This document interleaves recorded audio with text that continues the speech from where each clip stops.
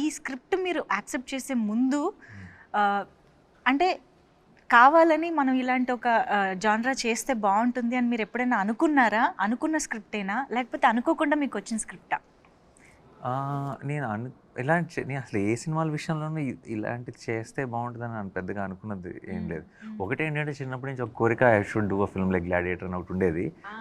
Otherwise I haven't ever really thought that I should do a film like this అని అలా ఎప్పుడు అనుకోలేదు. So ఈ సినిమా కూడా నేను జస్ట్ ఫ్లోలో వెళ్ళిపోతుంటే నాకు నచ్చి ఏదైనా ఎక్సైటింగ్గా అనిపిస్తే చేసేయటమే.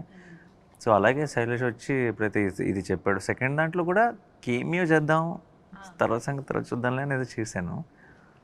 అండ్ దానికి నేనే ప్రొడ్యూసర్ కాబట్టి ఇంకా తప్పలేదు. బట్ థర్డ్ అన్నది జస్ట్ హ్యాపెండ్. జస్ట్ కరెక్ట్ టైంకి నాకు నచ్చి, నాకు టైం ఉండి చేయగలిగి కరెక్ట్గా సిచ్యువేషన్లో సెట్ అయింది అంతే.